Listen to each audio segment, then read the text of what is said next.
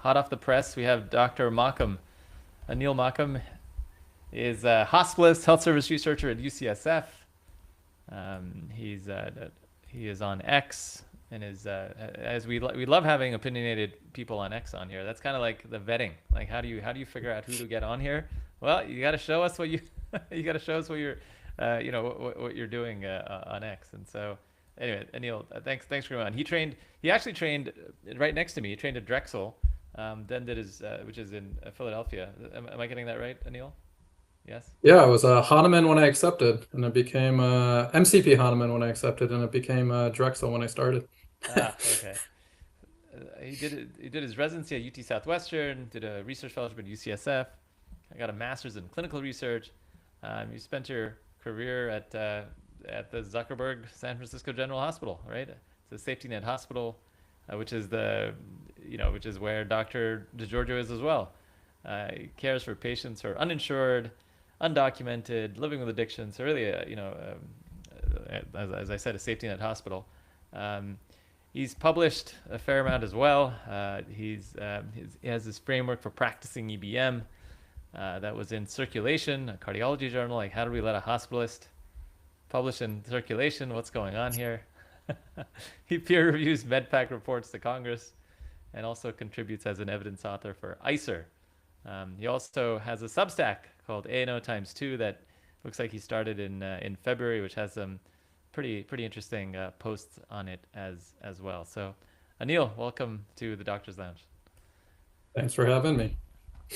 Anil, tell me a little bit about um, when I was prepping for this. I saw that you had done some really interesting work when it relates to LTACs. Um, Yeah, can you happy to talk us a start. little bit about that and how you got interested in that? Yeah, so Or I my guess we should tell people what LTACs are as well, yeah, of I was course. gonna say, let me give most people don't know, but depends where you practice actually. So I split my career in Dallas, which is probably still is an LTAC hotbed. This stands for long-term acute care hospitals. And then I've spent probably a little bit less of my time here in San Francisco, where there's very few. And we probably underuse LTACs because there's only one in the city, and there's one close to where you live, Anthony, Kentfield in Marin, and there's one in the Oh, East yep. Bay. So kind of servicing the entire Bay Area. There's like three LTACs. And when I trained in Dallas, practice in Dallas, there was 25. And they were a normal part of post-acute care. It was just a normal thing where people went to go get their antibiotics, to get their dialysis, to get wound care. And sometimes to go for critical care and event weaning, which is kind of their clinical niche. And then, as you said at the beginning, I trained in Philly. Wasn't I, you probably know more, Anish. I don't remember LTACs being a major part, but was also a naive third and fourth year. And I honestly don't even know if I remember what the heck medicine was back then. No, yeah, there are some. Actually, my first experience with an LTAC, I'd never heard of it, was when I was a resident at Temple Hospital. Temple Okay. is like fantastic pulmonary program headed by the still going strong Jerry Kreiner, and he was one of the first people to introduce this concept of folks that were had a tracheostomy, and the traditional model was, hey, just keep them in the ICU until and then tracheostomy, and then go to some type of skilled nursing facility. And he was one of the first people to kind of introduce this idea of, hey, we should have a facility where we can actually have a lot of respiratory, high acuity ability to deliver respiratory type care, so we can actually wean people from their chronic vent situations at this LTAC type facility. So that was Yeah. my experience. But Let me give folks a quick 30,000 foot view of what the yeah, heck is an LTAC. So it's a long-term acute care hospital. It's kind of an oxymoron. You got long-term and you got acute in the same phrase, but it kind of makes sense. So these are people typically who've been in an acute care hospital. So your traditional hospital, where I practice, Anthony, you practice, Anish, if you see patients in the hospital. Um, they're usually in the hospital for 2 to 4 weeks, usually, before they're even going to an LTAC. So they survive this really critical illness phase and sometimes subacute critical illness. and then they're in this recovery phase, but they still have like a ton of inpatient needs. And I'm talking about like the optimal use case, and we'll talk about the more less sub the more suboptimal use case and kind of what I've been studying for the past decade or so. So in the optimal case, you have someone really sick, often have multiple inpatient needs. They're usually multiple infusions. Those are antibiotics. They're getting wound care. Oftentimes, the clinical scenario is people with prolonged mechanical ventilation for respiratory failure. They're on a vent, often through a tracheostomy through your neck, and they're getting weaned, and that's kind of their niche. Um, and then you go to an LTAC, they have usually an ICU, they have respiratory therapists, they have subspecialists who round every day. People like me often staff an LTAC, a hospital medicine physician. They have their own imaging on site, usually CT. They can do procedures like bronchs and EGDs. And you're getting multidisciplinary care. And the strength of an LTAC is you're getting wraparound PT, OT, speech therapy, RT. They talk about you in this cool multidisciplinary rounds every week that we don't do in the hospital very well. And they're really focused on recovery, rehab, in addition to the clinical side.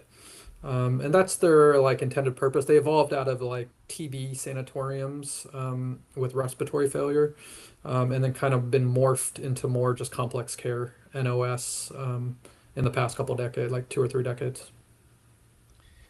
So yeah, like I said, it was kind of wondrous to see.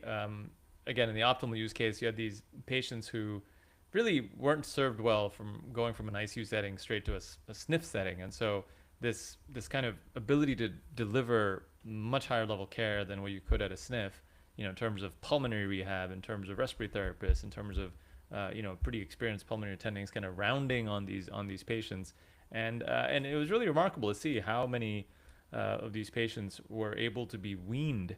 Actually, a lot of patients were trachs and were, Right. were on chronically on vents who were going to this LTAC, and really remarkable stuff. I mean, at the time, this idea of rehab for this group of folks wasn't really a well developed concept. It's like, what do you mean? You have a trach and you're trying to rehab? Like, what does that mean? And so that, of course, now it's kind of standard, but it was really really remarkable to see. So sounds great, Anil.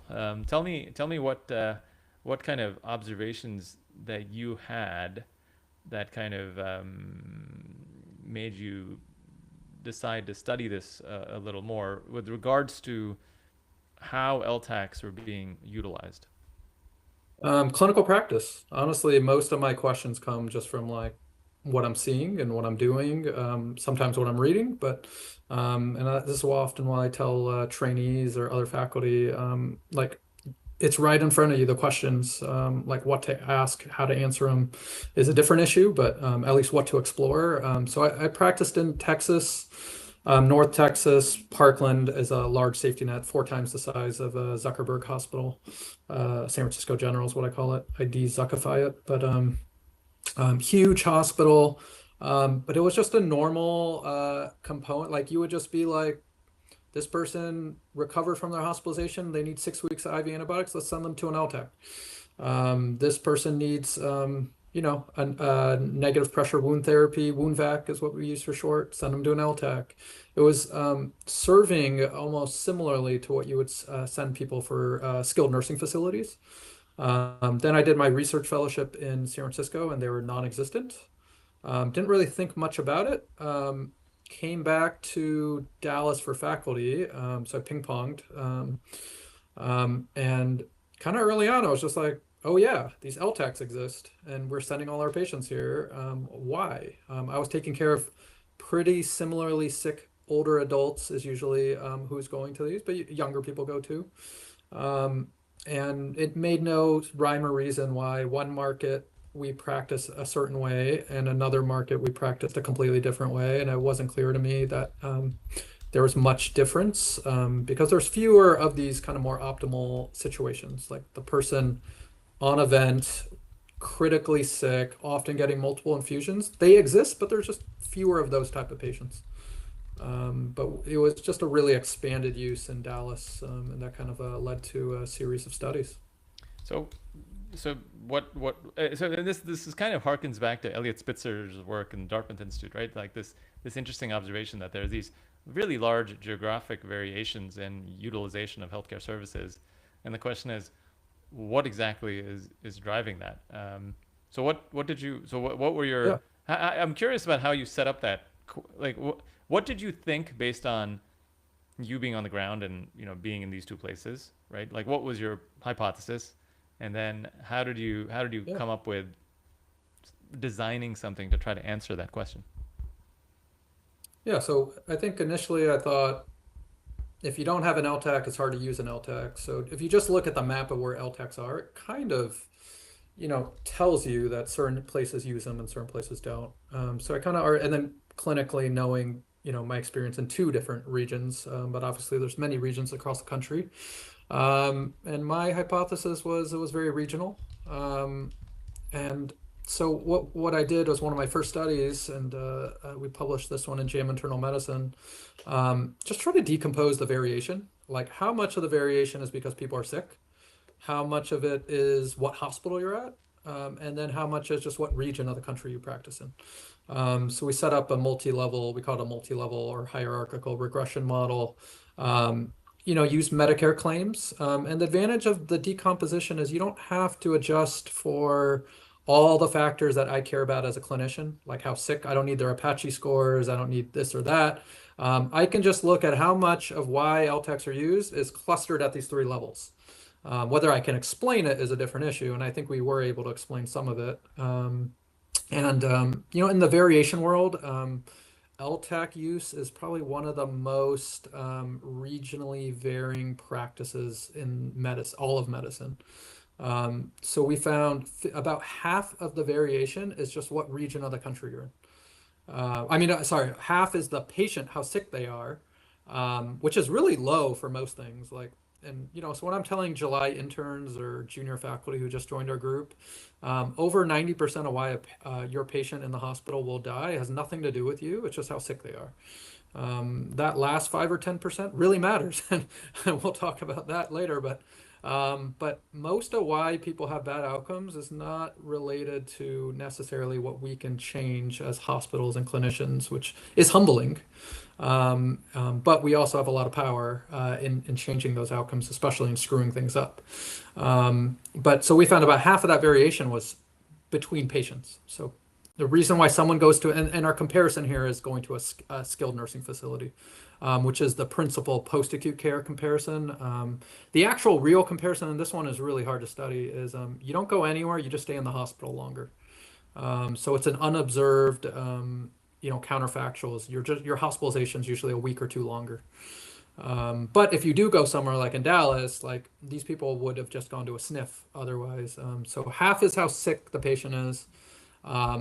A third is what region you practice in the country. So I practice in Dallas, you practice in Philly. Now I practice in Anthony, practice in San Francisco. That explains a third of it. And then another 15%, which is not trivial, is what hospital you're in. And we have a nice waterfall plot where we look at hospital variation within the same markets and pretty big differences. And this has to honestly do with culture, relationships of one doctor, and often the doctors who are practicing in the hospital often are rotating or staffing patients in the LTAC. They have a relationship with the case managers, and it just takes a couple of those people to shift practice culture. That's my guess. I couldn't tell you for sure, but there's a ton of like variation within the same market, just what hospital you practice at. I noticed that same geographical variation coming from Louisiana. In Louisiana, the big thing we had was a lot of inpatient rehab. Dealing in the traumatic brain injury and spinal cord injury world, a lot of my patients go, either SNF, the nursing home, or inpatient rehab, or occasionally to LTAC. So we kind of see them go all three. And I noticed that when I came to San Francisco, just like you did, that it's very SNF dominant, right? So most people go to nursing homes. So I've also tried to look into this. I totally agree with you that it's so much of it is local relationships. If there is, one of these post-acute care facilities in a vertically integrated hospital system, they tend to, prefer sending them there. I think certain managed care organizations may prefer sending their patients to certain facilities they have relationships with. How much have you looked into how the finances are? Because a lot of this, the payment for these post-acute care facilities is very complex because a lot of these patients are dual eligible Medicare, Medicaid. So you have the regional variability of Medicaid, and then you have this sort of flat fee setting from Medicare. So have you looked into any of that? I know you and I have talked about this kind of on the side. Yeah, no, Did you a look into ton. any It's of a that great with the question. LTAC? When I first got into this, I wasn't reading academic papers. I was sifting through the Federal Register.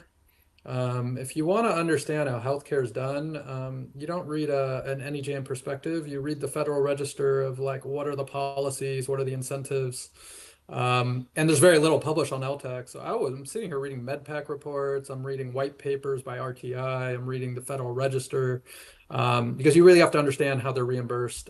Fee-for-service Medicare is the primary driver and has shaped the field in terms of how other payers follow, but they're very different.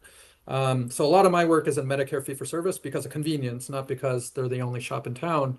We have the best data. We have national data, and the reason LTACs are expensive is they get a separate bundled DRG payment like a hospital gets, and they're separated from the hospital. So you go to the hospital, you get one DRG lump sum payment. Obviously there's like local market share corrections and outlier corrections, but you basically get a bundled like payment that you expect, and then you get discharged. And if you And go to an that's based LTAC, on diagnosis, right? For those that don't know, the D diagnosis, and you get lumped in this yeah. diagnosis So related group or pneumonia gets code. They one. have exactly. They have like every year they update like how much that DRG is worth, and then there's a variation by your market cost and if the patient wasn't a short or long stay outlier. And LTACs get their own DRG system payment. So the reason it's so expensive to Medicare is now you're paying two lump sum payments, and it's not shared across. So you can see how that gets expensive. It's not expensive if you think about you're substituting a day in the hospital versus a day in the LTAC. An LTAC is going to be cheaper than acute care, but it's still fundamentally much more expensive than a SNF, because you have daily physician care, you have ICU, the staffing, the medicines, procedures that you're doing. But it's less expensive than an acute care hospital. But by the nature of Medicare reimbursement is what makes it especially expensive. So it's weird. LTACs in fee-for-service is one of the most preference-sensitive decisions, and all of post-acute care is. Post-acute care as a whole, so we're talking SNFs, home health, inpatient rehab. And this was a little bit dated. I think it's a little bit attenuated, but it's still the number that people cite is about 3/4 of all variation in Medicare spending is post-acute care, which is a dramatic amount if you think about all decisions made in outpatient, inpatient, all different settings. We're 3/4 of why a different market is a high spender, low spender is their post-acute care use. LTACs are small. They're 1 to 2% of all post-acute care stays. They're the most expensive though. They're like 30 to 50K a stay on average, from Medicare fee-for-service. But if you look at Medicare Advantage, it is one of the most managed benefits in all of Medicare Advantage plans. There's not a lot published on denial rates and prior authorization outcomes, but there was a recent Senate OIG investigation, and they had the three largest Medicare Advantage plans. They got some of that data and they looked into it, and and it's more for LTACs and inpatient rehab hospitals because they're the most expensive.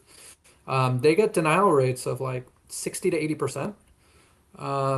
And the overturn appeal rates are often not successful, and the most common reasons are not indicated for this level of care, essentially. They're not able to do that kind of rehab. They don't have that rehab potential if you're going to a rehab facility, or they're not sick enough to warrant going to an LTAC. So it's weird. You can have an older adult, if fee-for-service versus Medicare Advantage have completely different reimbursement pathways to the care they're getting in the same market, same region. So just to rewind, just to summarize what you guys have said, because it's, I don't want people to get lost, and I think it's really important. So LTACs are paid under their own prospective payment system, right? Correct. It's structured around DRGs, but there's specific what's called long-term care DRGs, right? So these are diagnosis related groups that are specific to long stay patients. You know, how do you differentiate long stay from not long stay patients? Well, Medicare says if it's greater than 25 days, right? And um, uh, this that matters because the LTAC prospective payment system pays higher rates than the standard inpatient prospective payment system. Uh, so you know, so that creates a certain incentive, a certain a perverse incentive, right? So take patients who don't actually need that significant level of care, keep them long enough to capture the full DRG payment, then discharge them. Am I An getting LTAC. that?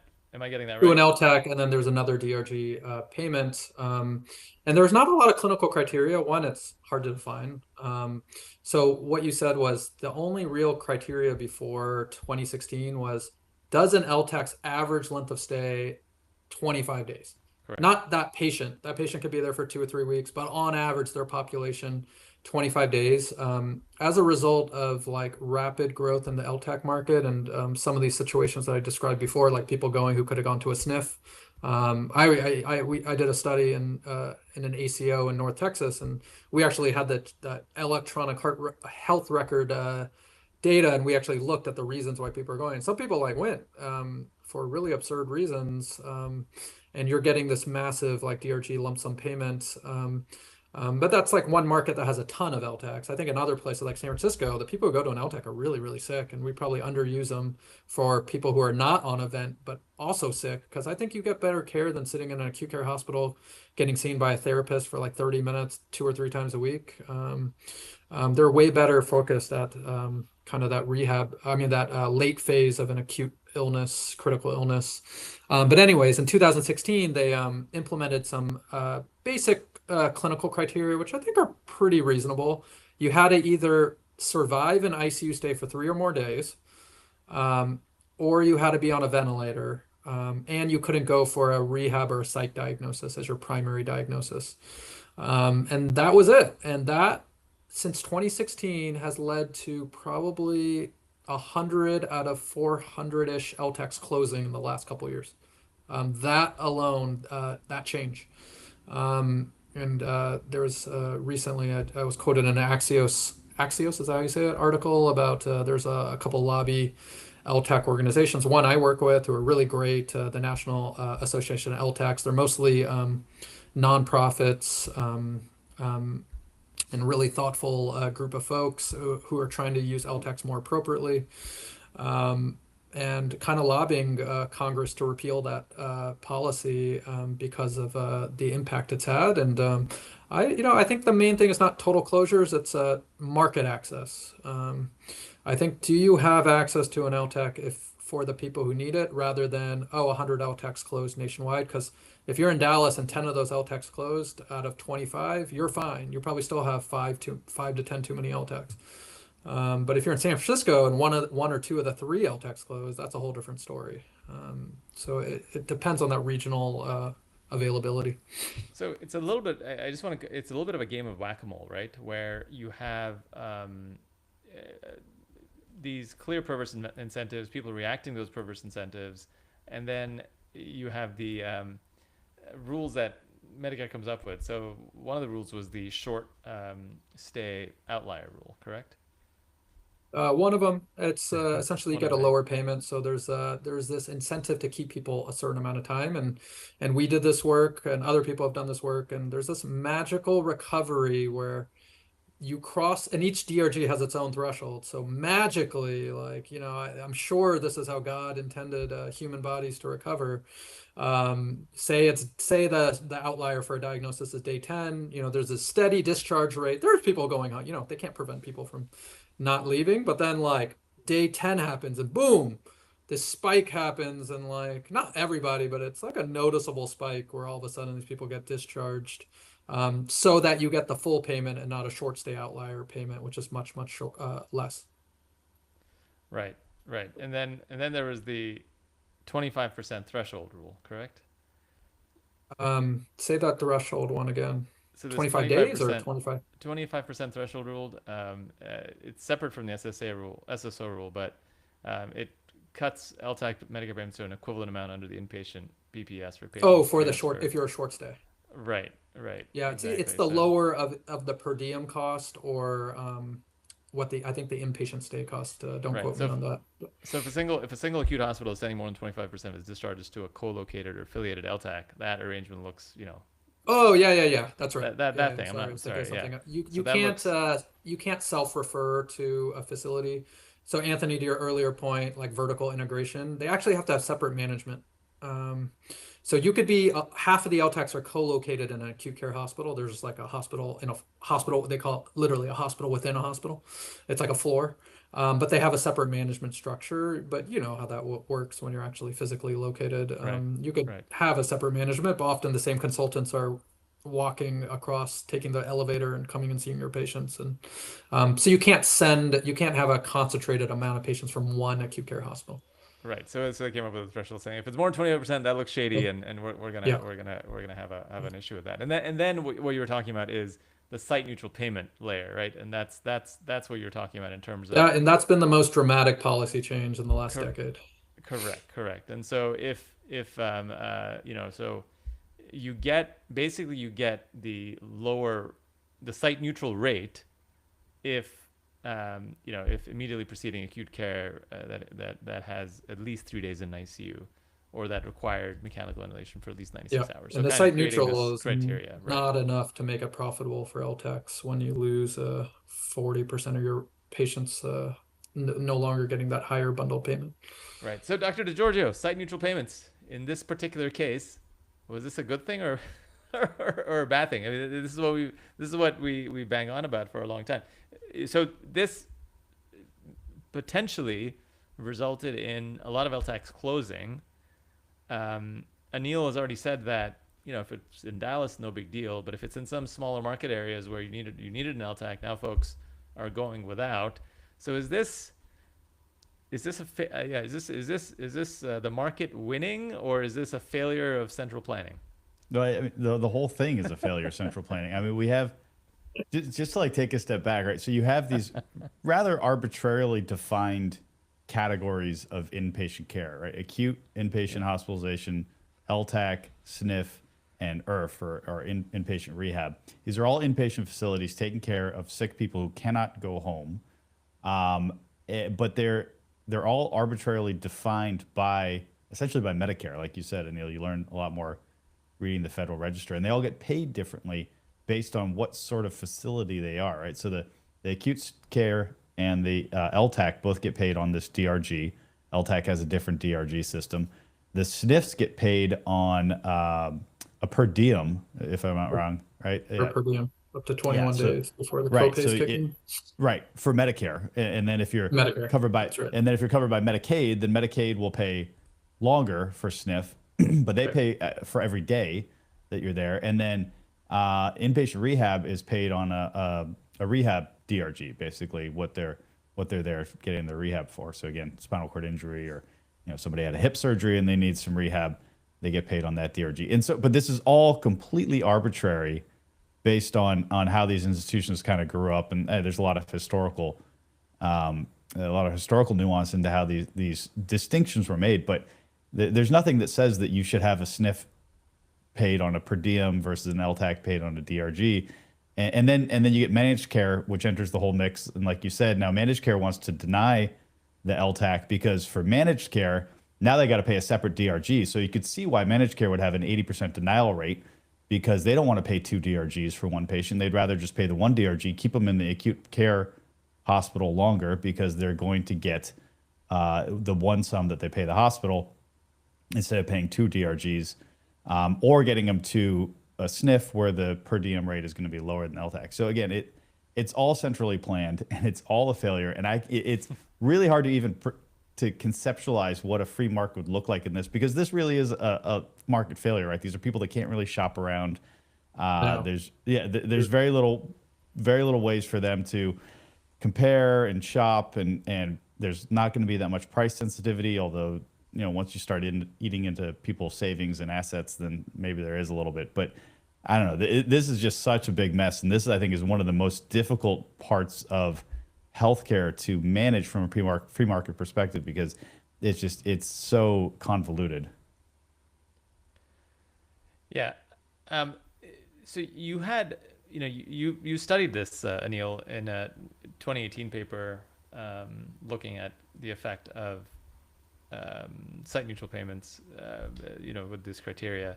And I mean, the results are kind of somewhat stunning, right? I mean, there's like 40, you showed 40% of, the policy hit 40% of all LTAC admissions. That's not like 5%, 40% of all No, it's a LTAC large admissions. amount. That's why 100 LTACs closed.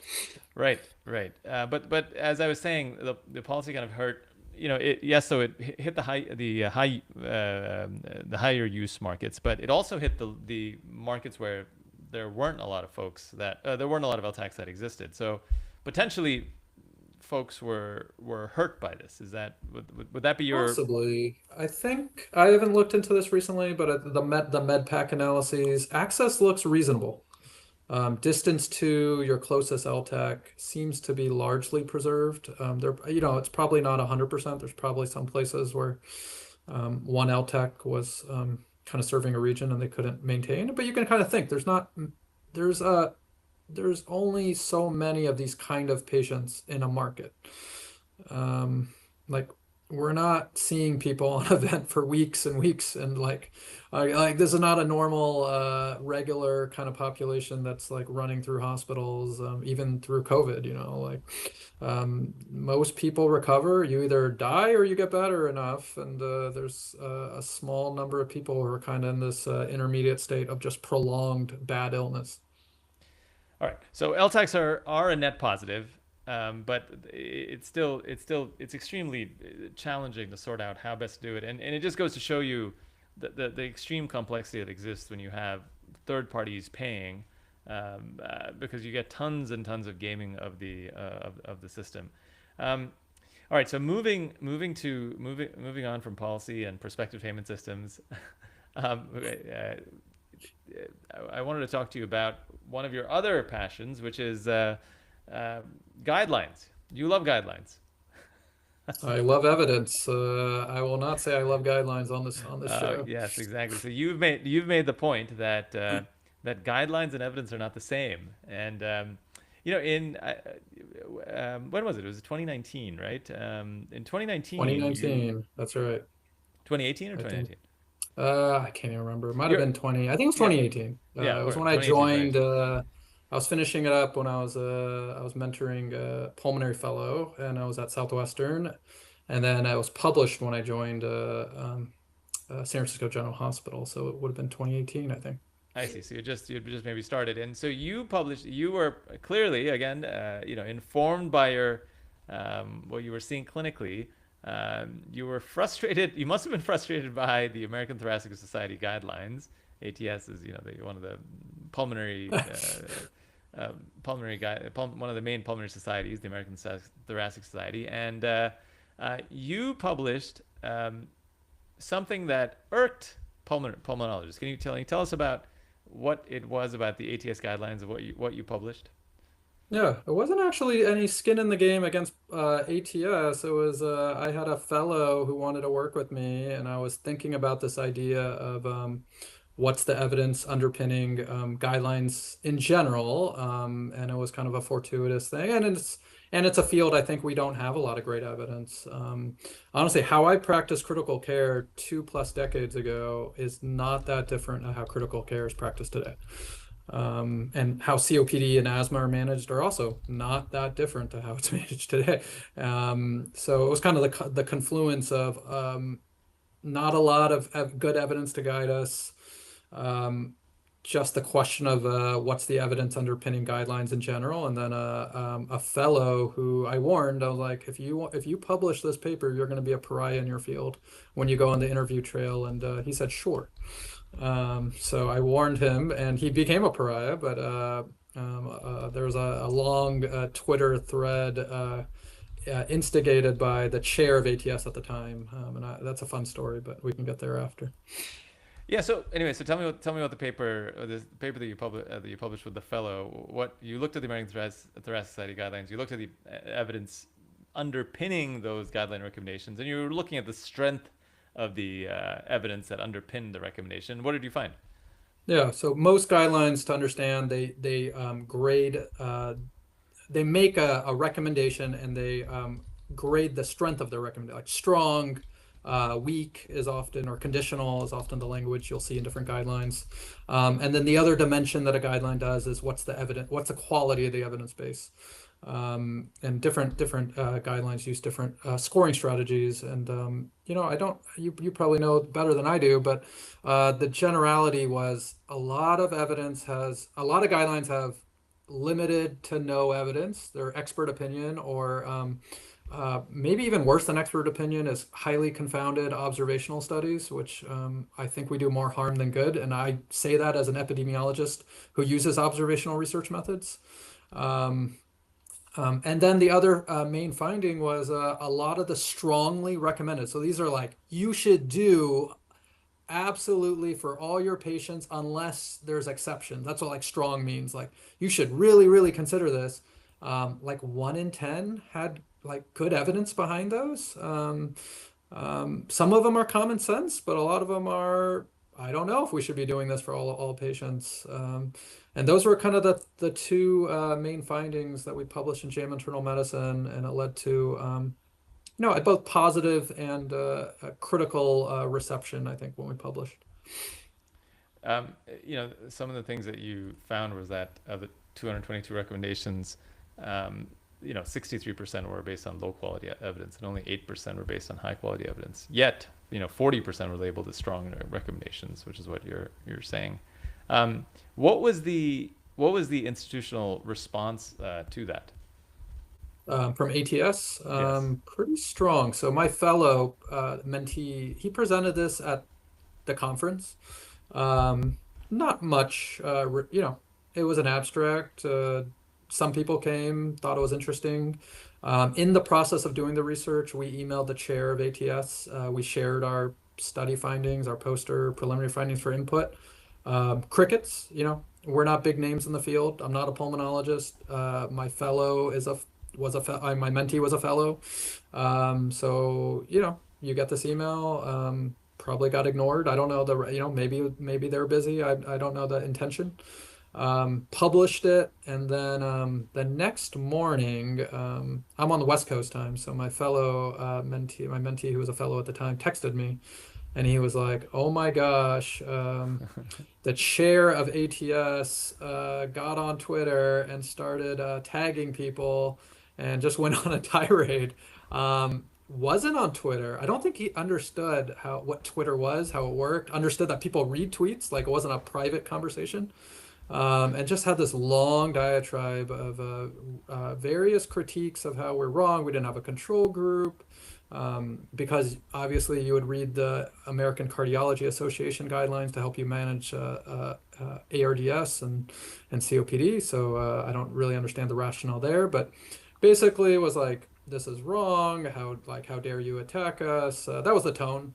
Other people in the ATS community were receptive. It wasn't all black. There was a mixed reaction, and some people found it really humbling. And honestly, this is not new to ATS either. This is true of all guidelines. This is not like an ATS issue. This is true of even cardiology, which has the best evidence base in all of medicine. You know this better than I do, but I think half of their recommendations are based on low quality evidence. And this is the pinnacle of medicine. So this is not an ATS issue, even though it was an ATS study. What? I mean, So what? Yeah. I was just going to make a quip that coming from neurosurgery, I think we have like 2 randomized controlled trials. Well, there you entire go. Specialty.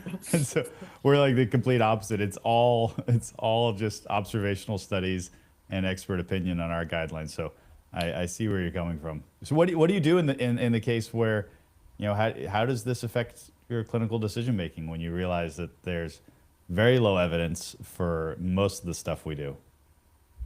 It makes you very humble. One, you have to understand it's not a hard science. Like, there's not truth and untruth. A lot of it is murky. We don't know. And so you have to accept that. A lot of people are not good at accepting certainty. I think the way we train select doctors and the way we teach medicine, the way it's incentivized and CME courses are taught. There's just a right thing to do. You have this patient, do these 5 things. Here's your algorithm. So one, you have to like free your mind. Like there's like I use the analogy of the matrix. Um, there's the blue pill and the red pill. And I always mix them up. I think you want to take the red pill, which is the inconvenient truth, the uncomfortable truth, but it is the truth. And the truth is, medicine is hard to practice because one, we don't know a lot of what we're doing is helping people. So that you have to start there. The second thing you have to do is you actually should, as a physician, you should aspire to be able to read a paper on your own and make a conclusion. I did that with research training. I don't think everyone can, but at least approach things a little bit more skeptically than just taking whatever the abstract conclusion or now the TikTok video from that eye doctor tells you to do. But like, it's not these like the people making these decisions are not like they're not the gospel. Like there's a lot of opportunity and room for interpretation of what the quality of evidence, how you should apply, and then assuming the evidence is right, then there's a whole separate like how should you apply that evidence to your patient, and that's a whole separate issue. So the ATS guideline study is just what's the synthesis of a guideline and what's the quality of the evidence for a field. And like you said, for neurosurgery, this is true of every discipline in medicine. This is not a pulmonary issue. So, but how do you respond to the critique of, look, you're not a pulmonologist, you're not taking care of these folks? Well, I guess there are two issues. One is, of course, what I guess there is little argument that the guidelines, perhaps, there's no reason for them to come out with these strong recommendations. Just say it's class 2B, meaning say Yeah. that it's not a class Yeah. 1 recommendation that is strongly supported by the evidence, right? But there's this need for a variety of different reasons to communicate that this is what everyone must do. I don't, I guess I understand it, but I also don't. I feel like the guidelines over time have seemed to have shifted over time to be less and less, more and more certain with, less and less supporting evidence. And what do you think? Why do you think that is? This comes up. I didn't actually know you had. I missed this whole ATS brouhaha that you had in 2018. But when the lipid guidelines just came out, I had a very similar reaction because I was like, "What the heck? What has changed that now we're suddenly recommending everyone get an LP little a? Like, why is that? Why are we doing that? Do we have an LPA guided strategy that shows benefit? Like, I don't know. Like, why is this strong? Why is calcium scoring suddenly getting the strong recommendations, right? Because as far as I know, as a cardiologist who's relatively involved in clinical practice and stuff, there has been some earth-shattering new data that's come out on that, but yet the guidelines shifted. And so I did this little thing on Twitter and which showed what the guidelines were supported, what the prior lipid guidelines are, what the current lipid guidelines are, and how they've changed in terms of what the strength of recommendations are. And clearly, we've gotten much more certain with much less evidence. Why do you think that is, Anil? Oof, that's a hard one. I think this comes down to a philosophical divide that some people think you need to make recommendations. You actually need to make recommendations where we don't have evidence to guide people because Well, why people is that can't make happening now? decisions. I mean, it's the Oh, same why now academics. than Like, why before? now versus? I mean, it seems like we're getting worse. Why is that? Is that because the academics are not as good? I think medicine has gotten more complex. There's subspecialties. There's just more we know. And then when you know more, like then it opens up others like guidelines for topics. And again, you don't have to have a strong evidence base to have a guideline. You can just make your guidelines off observational or expert opinion largely. I don't know. I think it's just we know more now than we did 3 decades ago. Know I more about diseases, but I honestly don't know. It could just be a I shift in medicine.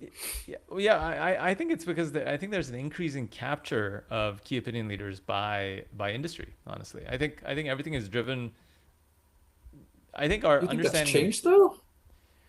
I think so. I think it's much worse now than it was before. Mm. I think there was a time when you had academics that had some type of Chinese wall between them and industry, and a lot of guidelines weren't. A lot of folks who were on the guideline committees weren't consultants and speakers and Yeah. whatnot. Well, that's an That has empirical always question. existed. What's that? Yeah, that's an empirical question. You can look at conflicts of interest between Well, guideline writers now than 10, 20, 30 years ago. yeah, so the Um, lipid guidelines, for instance, that just came out, right?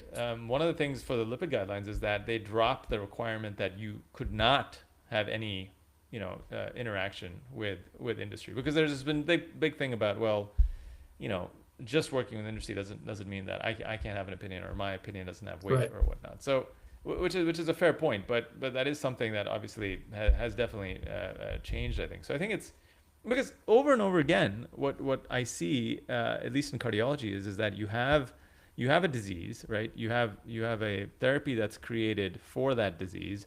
Then suddenly the therapy becomes the reason why we create disease. Like, I mean, aortic stenosis has been around for forever, right? We have TAVR, and now suddenly we have like 20 different ways you can get a TAVR.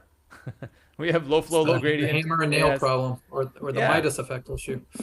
and Once you it's got it, you got to use it. yep. Indication creep is nuts. Like, the new drug for hokum, right? I mean, how many patients do I have that have symptomatic hokum, right? And now, yes, it's obviously the case that there's always going to be some level of underdiagnosis when there's nothing to do for a patient, right?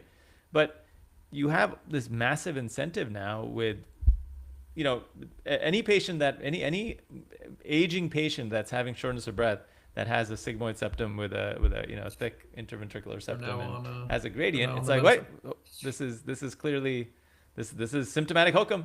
This is There obstructive you go. hypertrophic cardiomyopathy. They need they need this hyper expensive drug. I mean, it's remarkable to see. It's always existed, but I think it's just boosted to the 10th power at this point. Um, but so that you know a big agreement on.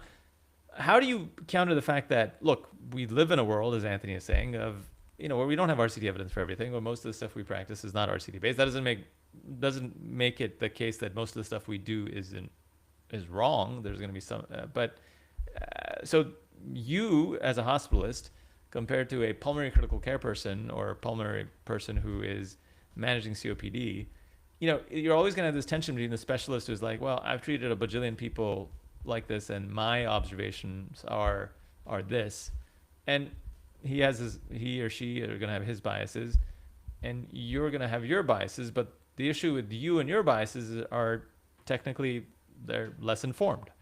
So, there are competing biases. Of course, there's a subspecialty bias that exists to have, whatever, therapeutic optimism. But, you always see that the more generalist folks have therapeutic nihilism bias. So, how does one kind of Hmm.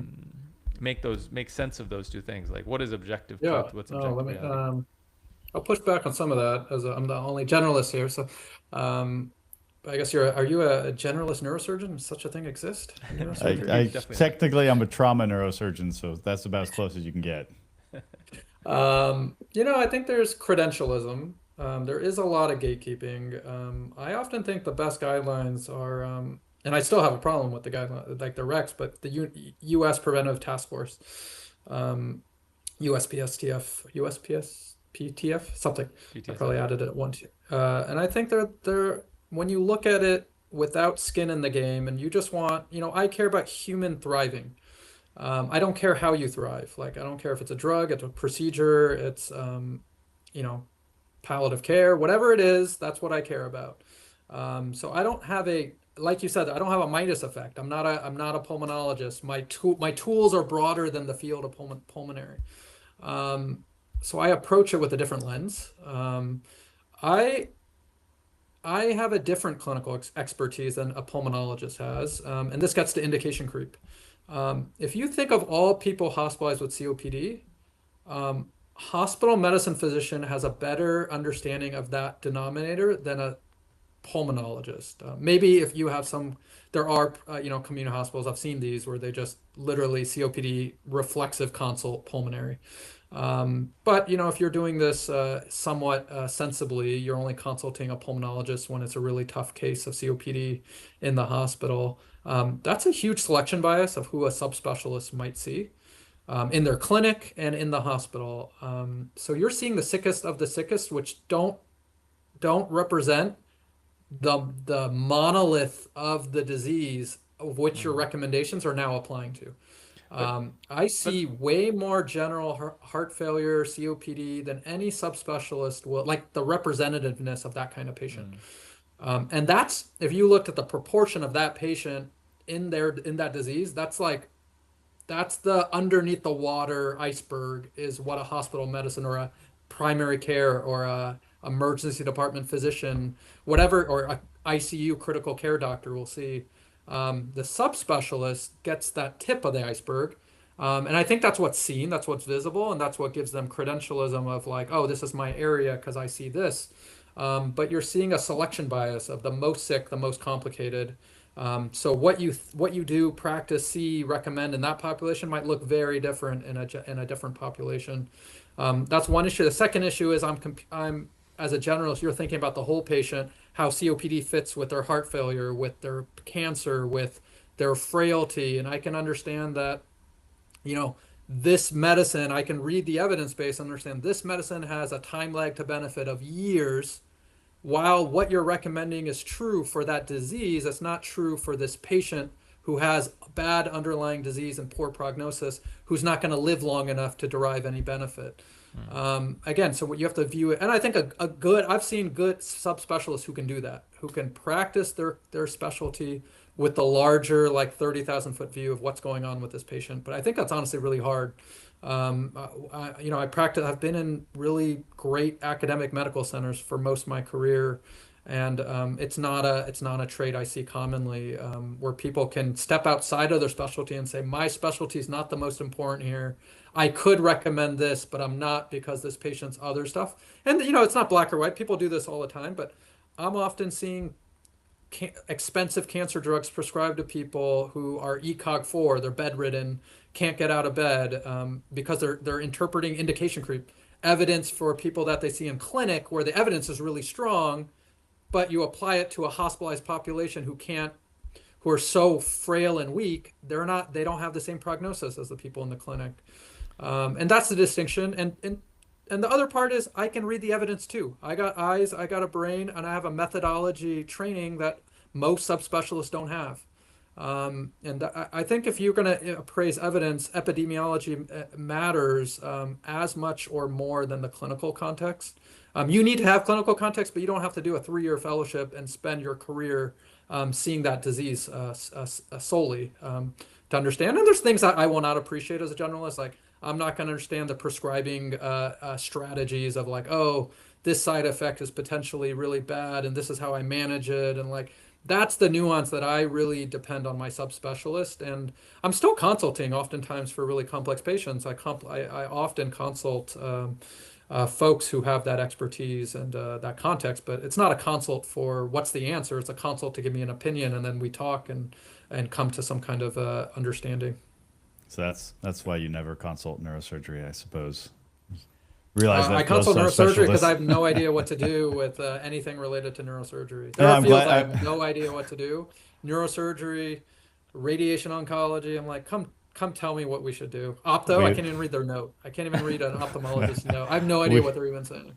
we definitely like to keep it that way. Yeah. But I'm glad you're not saying that we're doing too many unnecessary surgeries. So, and this is something that you and I have gone back and forth on a bit. So how do you measure the quality of a doctor? Like, how do you suss out those doctors that can do that next level thinking and really take into account all these patient factors? Is that going to be something that shows up in any sort of quality metric, that's reported to CMS or to your local health system? Or is that just something that, you just have to kind of see it with your own eyes to recognize it? Great loaded question with 5 minutes on the timer. I'll start with where we likely agree. I think the central planning, here's metrics, has probably done more harm than good overall. It's a ton of compliance. It's not measuring the right thing. Changes our focus from what we should be doing, which is actual quality improvement, than reporting a lot of these metrics. A lot of the metrics, going back to the evidence, aren't based on strong evidence. So I think that approach has largely been poor. So I you're, think you're you can saying the find 30-day readmission rate after COPD is horrible, not the most horrible. important thing that your patient wants. Nor something we know how to prevent, nor something we know how to identify, nor something that's attributable to the care in the hospital necessarily. I just had the last couple stints of service, I had somebody get readmitted. They were recovering bad cold, got better, had COPD exacerbation from their cold, literally got home the next day and got readmitted for respiratory failure. And if you look at any of these metrics, you're like, terrible care, came back in one day. What was Dr. Makam doing? She got the flu, like somehow between her recovery from a cold and the 1 or 2 days she was home, and came back with a whole different viral infection unrelated to everything that we did in the hospital, and she was getting better. How dare you let her get the flu? How dare I not Terrible prevent the doctor. flu in the hospital? But so I think central, I think there's examples. I think door to balloon time is a good one. Aspirin for a heart attack used to be a good one, and now the ceiling effects are so pointless that you can't differentiate any hospital apart from any other hospital, because it's like 97.8% versus 98.3%. I think the door to needle time, like a process measure like that, I agree with you. I think that's probably important. Important because one, it has strong evidence. Two, you Yep. can measure it. Three, you can intervene upon it. That's all related to your systems of care.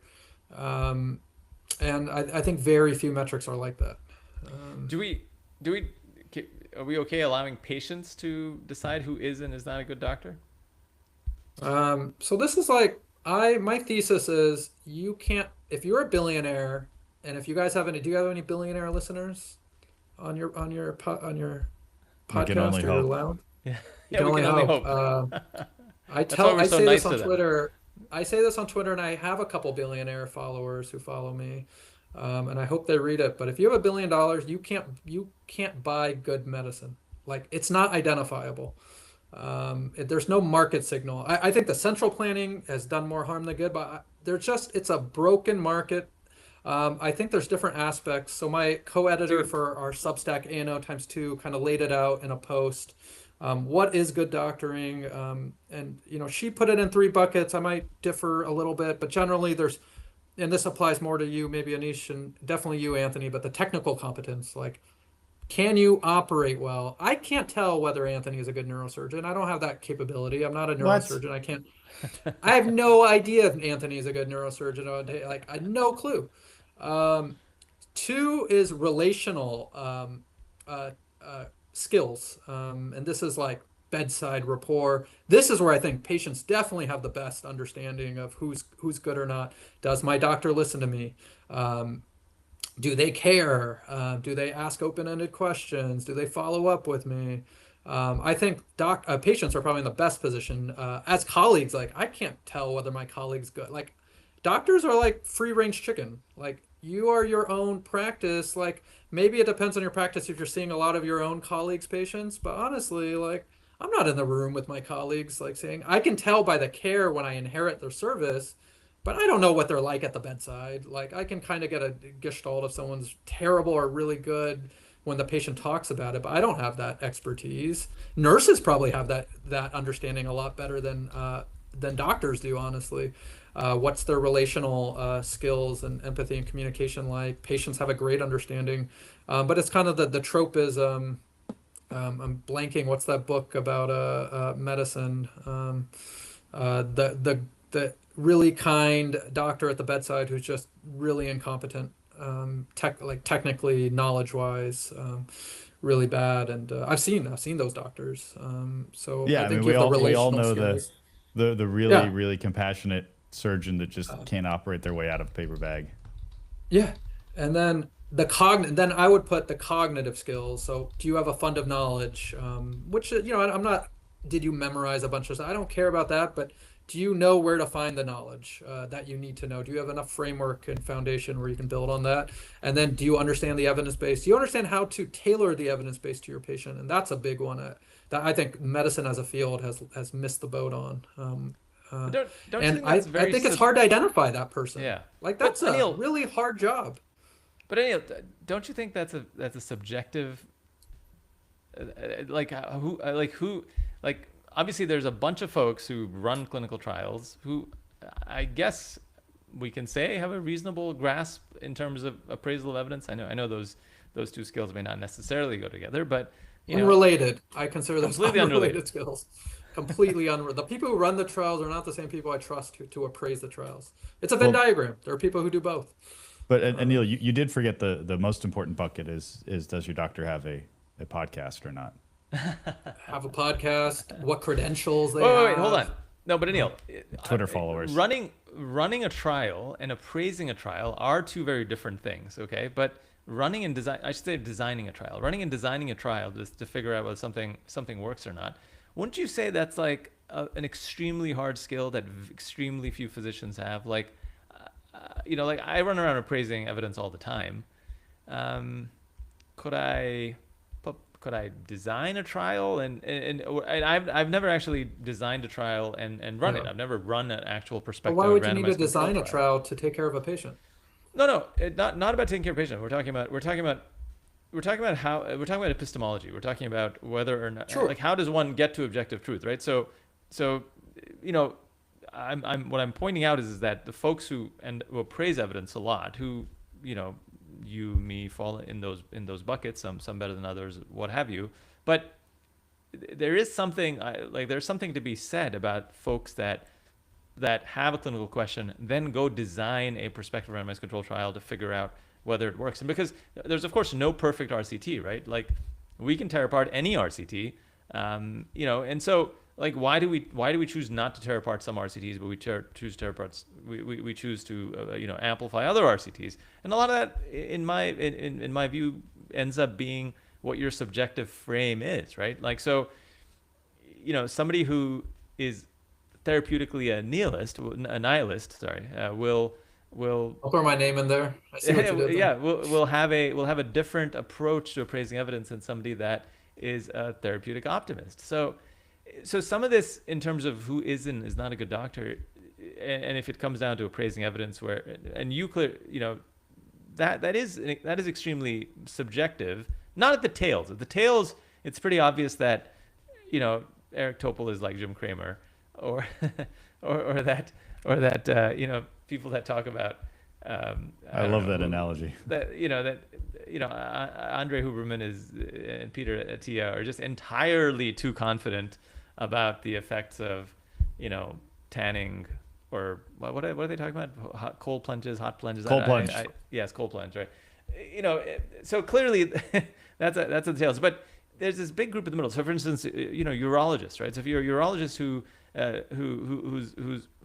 his bias is that he's referred a bunch of young males, relatively young males that have metastatic prostate cancer, right?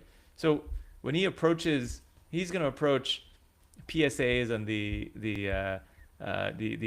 cascade of diagnostic testing that results from that. He's going to have a very different approach from that, because in his mind he has the list of 7 people his age in the last 6 months who died horribly of metastatic prostate cancer. Correct.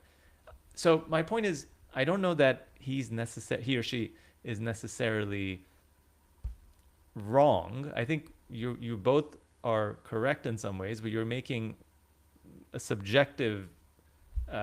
very subjective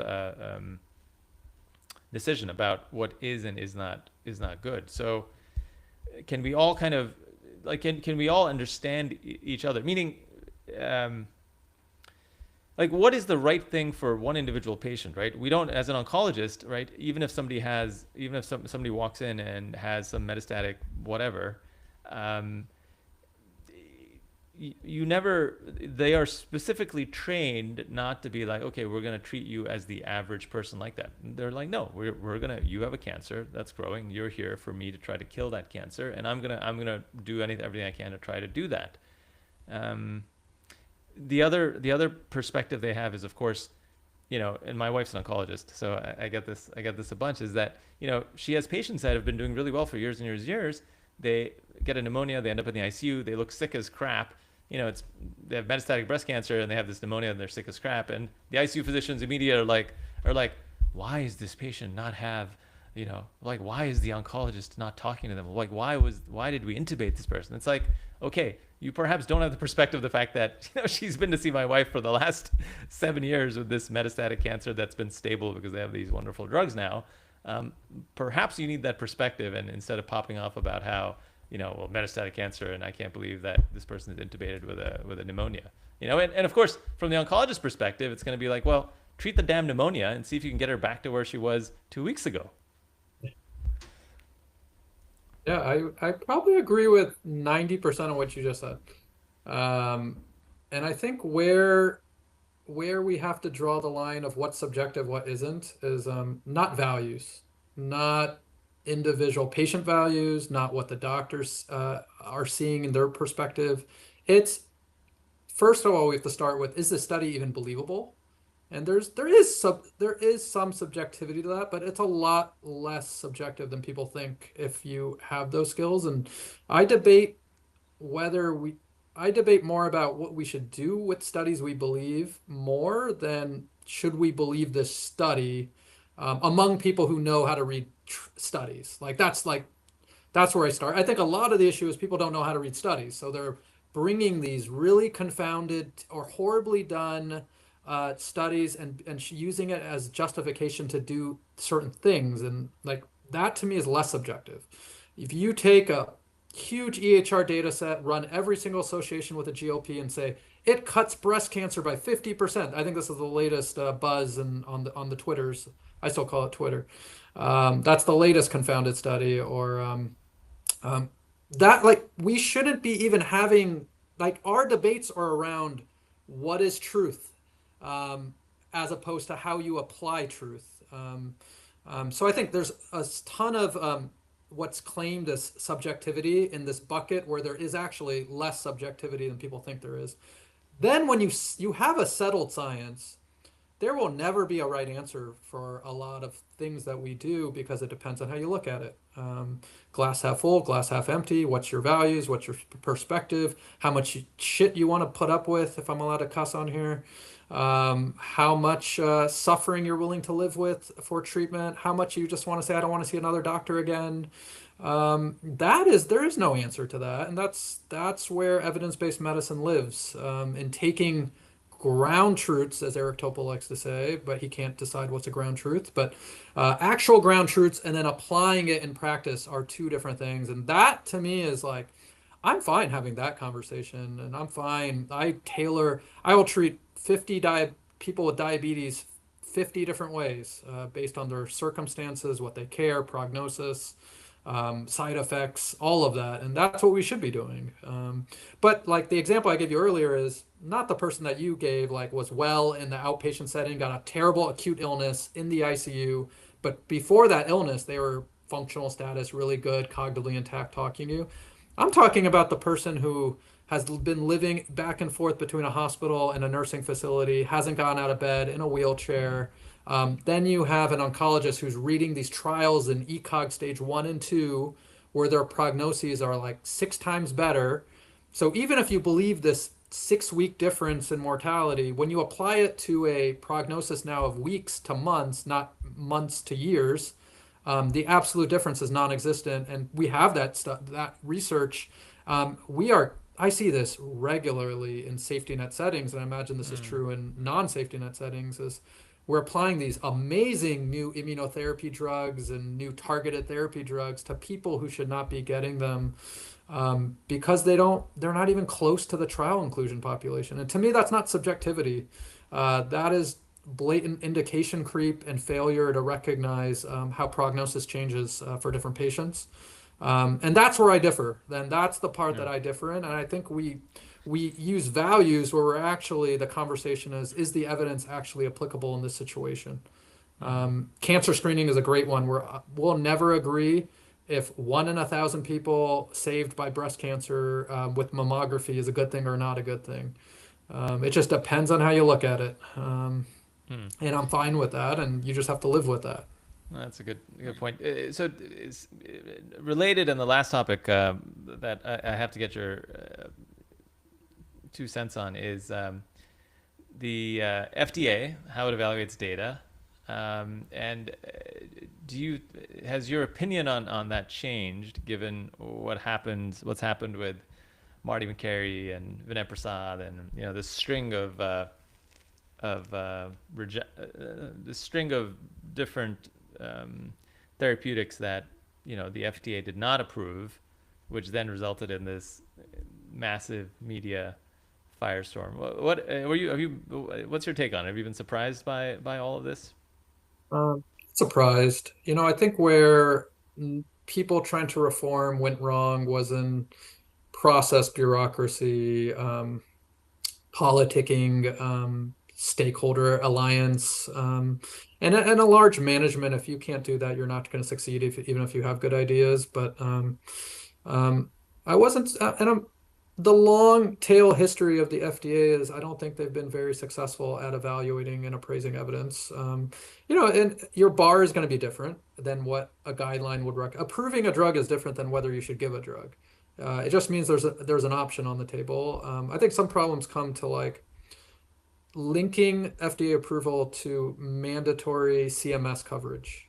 Like because we don't bifurcate or separate that process, the FDA approval has a huge clinical implication. Like when they approve it, now everyone has to pay for it, which distorts like insurance and payments, and we pay for it through higher premiums and such. But there's a long history of basic appraisal errors, and I think the Duchenne dystrophy drug was a good one. There's clear, and I work for ICER, and the CMO for ICER who did that report wrote a scathing like JAMA perspective article at the time. So this is not hindsight bias of what we know now. This was like at the time of what we knew, improved some random surrogate. We have no idea if it does. None of the clinical outcomes really improved. Huge like red flag of liver toxicity that showed up in small trials. And guess what? That all got worse. So like great example of like at the time, Peter Marks overruled his own advisory commission, didn't get the uproar that like a Vinay Prasad gets or someone else gets, but Vinay's bombastic. He has strong views and he doesn't follow playbooks, and I thought that was his and Marty's downfall, as much as the pharmaceutical decisions they made, which didn't win them any allies. You could probably have no allies across the board. They didn't win pharmaceutical allies. They didn't win institutional allies. They didn't win political allies on either. And it's really hard when you're trying to actually make major reform to succeed in that way without having alliances. Well, it seems like there's a disconnect in the political class and the folks that are on the ground. Meaning, you essentially have a uniparty if you don't have political backing, and Are you talking like staffers in the FDA, or are you talking about like no, I'm talking about the the White House. So if the White House Yeah. is not going to back you, then you're dead, right? And the question is, okay, then why does the White House not back you? Well, if the White House is being directly contacted by whatever interests, then it's going to be impossible. Then basically it's going to Maha create. was a strange bedfellow. It was a What's that? strange mix of Yeah. bedfellows. Like you had like anti-healthcare, like longevity, wellness people. You had big pharma people, and it wasn't a cohesive like ideological group, which makes it really hard. Right. All right. Well, we've taken up a lot of your time. I know it was fantastic having you.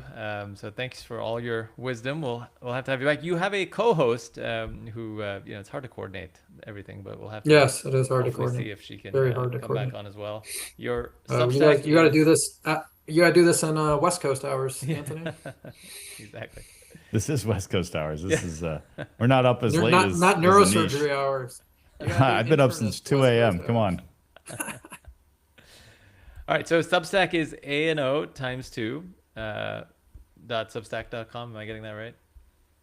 more or less. I can't even remember. A&O times T. Just Google it. Google Yeah, it. Google it. We'll attach it to the show notes. And then your Twitter handle is at My Anil name, Anil Makam, Makam. Real clever. Anilmakam. So you can follow him there for all his riveting insights as well. So Anil, thanks again. Appreciate you coming on. Thanks, Great. Neil. Thanks for having me, guys. This is fun. Yep. All right, stay on.